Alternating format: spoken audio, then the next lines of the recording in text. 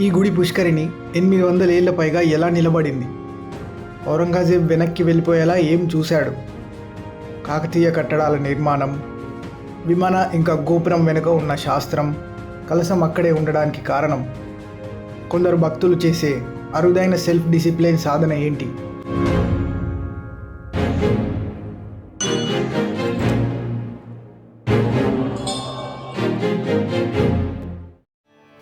LB నగర్కి 6 కిలోమీటర్ల దూరంలో ఉన్న ఈ టెంపుల్ 800 ఏళ్ల కంటే పురాతనమైనది.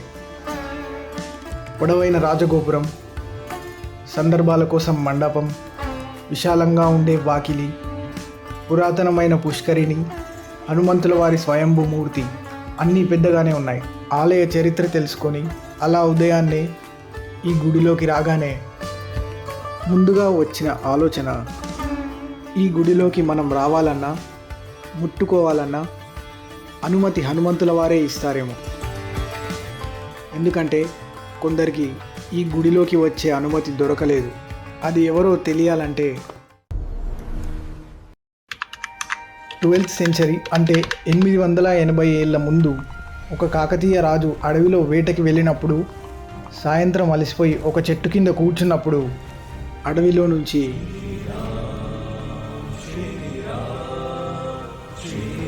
అంటూ జపం చేస్తున్న సౌండ్ వినిపించింది. ఆ సౌండ్ ఎక్కడి నుంచి వస్తుందని వెతికితే ఆ రాజుకి కూర్చొని ఉన్న హనుమంతుల వారి విగ్రహం కనిపించింది. ఇది చూసి ఆ రాజు మొక్కి ప్రార్థించుకొని వెళ్ళిపోతాడు. కానీ ఆ రోజు రాత్రి రాజుకి కలలో కళ్ళకి దైవ దర్శనం, చెవికి స్వామి ఆదేశం, మనసుకి దివ్య ఆశీర్వాదం లాంటి అనుభూతి కలిగింది. ఆ ఆదేశం ప్రకారం రాజు గుడిని అదే ప్లేస్లో కట్టించాడు. కొన్ని సంవత్సరాల తర్వాత ఇయర్ 1687లో ఇది మొఘల్ సామ్రాజ్యం ఔరంగజేబ్ పాలనలో ఉండేది. ఇది డెక్కన్ సామ్రాజ్యం 5 భాగాలుగా విడిపోయి ఉంటుంది. ఇక ఇది ఆదివాసులు అంటే గోండులు, చెంచులు, కోయులు లాంటి గిరిజనులు ఉండే అడవి. ఈ 5 భాగాల్లో గోల్కొండ సామ్రాజ్యం ఒకటి కుతుబ్ షా పాలనలో ఉండేది. గుడి ఈ ఏరియా పరిధిలోనే వస్తుంది. దట్టమైన అడవి, ఆదివాసులు ఇంకా కుతుబ్ షాహీ ఎత్తైన కోటల వల్ల ఔరంగజేబ్ గోల్కొండ ఏరియాని ఆక్రమించడానికి వేరే సామ్రాజ్యాల కంటే ఎక్కువ సమయం పట్టింది. ఇలా ఆక్రమించే సమయంలో ప్రజల గుండెల్లో భయం నింపడానికి గుడులని కూల్చేసేవాళ్ళు. ఔరంగజేబ్ సైన్యం ఈ గుడిపై దాడి చేయడానికి వచ్చినప్పుడు లోపలికి రాలేకపోయింది. మాకు అన్ని అడ్డంకులు వస్తున్నాయని, తెలియని శక్తి లోపలికి పోనివ్వలేదని సైన్యం ఔరంగజేబ్కి చెప్పింది. ఔరంగజేబ్ ఇవన్నీ నేను నమ్మను అని గుడిని పడగొట్టడానికి బయలుదేరతాడు. ఔరంగజేబ్ గుడి దగ్గరికి వస్తాడు. కానీ గుడి లోపలికి వెళ్లే లోపు గాలి, మేఘాలు లాంటి అడ్డంకులు చూసి ఆగిపోతాడు. అప్పుడే ఆకాశంలో నుంచి మందిర్ తోడ్నా హే రాజన్ తో కరో మన్ ఘట్ అని ఒక వార్నింగ్ వినిపించింది. ఆ ప్లేస్కి ఉన్న శక్తిని చూసి ఔరంగజేబ్ వెనక్కి వెళ్ళిపోతాడు. గుడిని ధ్వంసం చేసి విగ్రహాలని కూలగొడదాం అనుకున్నాడు. కానీ శివుని అంశంని చూసి ధైర్యాన్ని పోగొట్టుకున్నాడు. మందిర్ తోడ్నా హే రాజన్ అంటే మందిరాన్ని విరగొట్టాలా రాజా, తో ఖరో మన్ ఘట్ అయితే గుండెని రాయి చేసుకో అని అర్థం. అప్పటి నుండి ఈ ప్రాంతం పేరు ఖరో మన్ ఘట్. కానీ యాస వల్ల మెల్లిగా ఆ పేరు కర్మన్ ఘట్లా మారింది. ఈ టెంపుల్ ఆర్కిటెక్చర్ కాకతీయుల కాలంలో వాడే వేసర శైలి స్టైల్లా ఉండేది. అంటే సౌత్ టెంపుల్స్లో కనిపించే ద్రవిడ స్టైల్ని, నార్త్ టెంపుల్స్లో కనిపించే నగారా స్టైల్ని కలిపితే హైబ్రిడే ఈ వేసరా స్టైల్. ఇంతకుముందు కోనేరు, గర్భగుడి, విమాన ముఖమండపం మాత్రమే ఉండేవి. చాలా చిన్న గుడి. తర్వాత జరిగిన అభివృద్ధిలో కొన్ని ఉప ఆలయాలు, విమాన గోపుర పునర్నిర్మాణం, కొత్త గాలి గోపురం ఇంకా రాజగోపురం రావడం వల్ల గుడి విశాలంగా మారింది.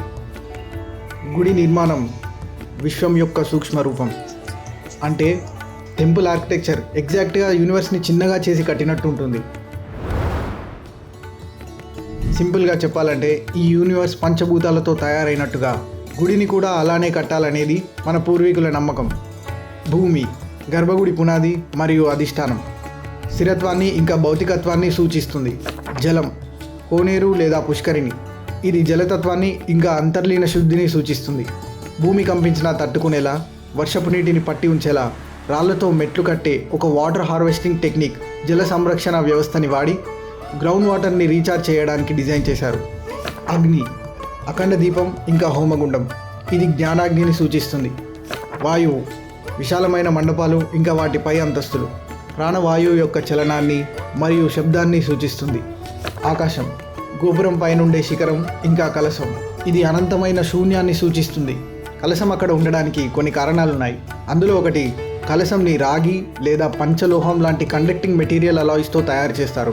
అందులో నవధాన్యాలు అంటే 9 టైప్స్ ఆఫ్ సీడ్స్ని నింపి గోపురంపై ఇంకా ధ్వజస్తంభంపై పెడతారు. కలశంలో ఉన్న నవధాన్యాలు ఎత్తులో ఉండడం వల్ల ఎప్పుడైనా వరదలు వచ్చినా లేదా కరువు వల్ల వ్యవసాయం ఆగిపోయినా మళ్ళీ వ్యవసాయం చేయడానికి ఈ కలశంలో నవధాన్యాలు పనికొస్తాయని మన పూర్వీకుల ప్రణాళిక. అందుకేనేమో గుడిలో 12 ఏళ్లకు ఒకసారి జరిగే కుంభాభిషేకంలో పాత నవధాన్యాలు తీసేసి కొత్తవి పెడతారు. అయితే ఇంకో థియరీ కూడా ఉంది.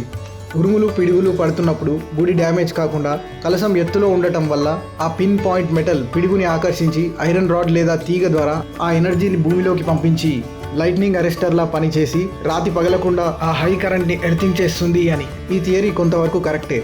ఇప్పుడు అన్ని ఆలయాల్లో మోడర్న్ లైట్నింగ్ అరెస్టర్ని కలశం పక్కనే యాడ్ చేస్తారు. ఎందుకంటే అంతటి హై ఎనర్జీని సేఫ్గా గ్రౌండింగ్ చేయాలంటే మధ్యలో వైర్ ఇంకా ఎర్తింగ్ రాడ్ ఉండాల్సిందే. ఈ శాస్త్రం ప్రకారం పంచభూతాలు మనిషిలో ఉండే చక్రాల్లా నిలువుగా ఉంటాయి. సులువుగా చెప్పాలంటే కింద భూమి నుంచి పైన నింగి వరకు అన్నీ విమానంలోనే ఉంటాయని. భూమి అధిష్టానం, నీరు గర్భగుడి, అగ్ని విమానం, వాయు కలశం, ఆకాశం కలశం చూపించే శూన్యం.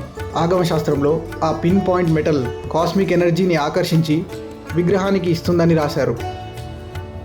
ఈ గుడిలో హనుమంతుల వారి విగ్రహం కూర్చొని ధ్యానం చేస్తున్నట్టు ఉంటుంది. ఇది చాలా అరుదు ఇంకా మహిమగల ప్రదేశం అని నమ్ముతారు. అందుకే ఇక్కడికి బాధితుడు ఆరోగ్యం కోసం, భక్తుడు ధైర్యం కోసం, ప్రయత్నించేవాడు విజయం కోసం, లక్ష్య సాధనకు పూజా ప్రదక్షిణలు కలపడానికి వస్తారు. గుడికి వచ్చే భక్తులను అడిగితే బలమైన సంకల్పంతో మనస్ఫూర్తిగా కోరుకుంటే నెరవేరుతుందని చెప్పారు. ఇక్కడికి యూత్ చాలామంది వస్తారు. ఈ గుడికి ఒక అరుదైన మౌన వ్రత సాధన పాటించే వాళ్ళు కూడా వస్తారు. అడిగి తెలుసుకున్నప్పుడు ఈ సాధన చేసేవారు పవిత్రంగా బ్రహ్మచర్యంతో 11, 21 లేదా 40 రోజులు లేచిన తర్వాత మాట్లాడకుండా మౌనంగా గుడికి వచ్చి ప్రదక్షిణలు చేసి దర్శనం చేసుకున్న తర్వాతే మాట్లాడతారని చెప్పారు. మొదటి రోజైతే ఒక్క ప్రదక్షిణ, రెండో రోజైతే 2, అలా రోజు కౌంట్ ప్రకారం ప్రదక్షిణలు చేస్తారు. బ్రహ్మచర్యం ఏంటో సింపుల్గా చెప్పాలంటే ब्रह्मचर्य का मतलब ब्रह्म में ही स्थित महापुरुष. మనోభావాలని కంట్రోల్లో ఉంచడం. ఇది చేయడానికి కొన్ని స్టెప్స్ ఉంటాయి.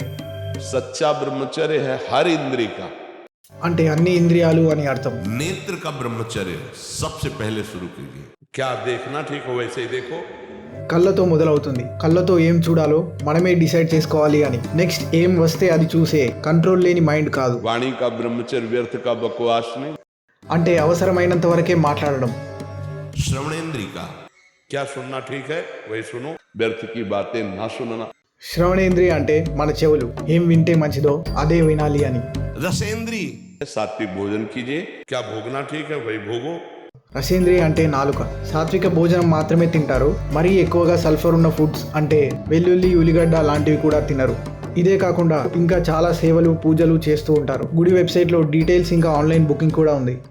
ఇక టోటల్గా ఈ గుడిని చూసి గమనించింది ఏంటంటే మహాబలి అయినా ఎల్లప్పుడూ ఉండేది రాముని ధ్యానంలోనే. అసలైన బలం దాగి ఉండేది మౌనంలోనే. ధైర్యం మనోబలం ఇచ్చే ధ్యానాంజనేయ స్వామి ఇలా మన మధ్య కలియుగంలో కర్మన్ ఘాట్లో. సౌత్లో అరుదుగా కనిపించే నగారా స్టైల్ టెంపుల్. 1400 ఏళ్ల ముందు మెర్క్యూరీ అంటే పాదరసంతో గుడిలో చేసిన ఎక్స్పెరిమెంట్స్ ఏంటి? 600 ఏళ్ళు వేరే గుడిలో వేచి ఉన్న విగ్రహం. యోగులకు భక్తి క్షేత్రం, జోగులాంబ శక్తిపీఠం.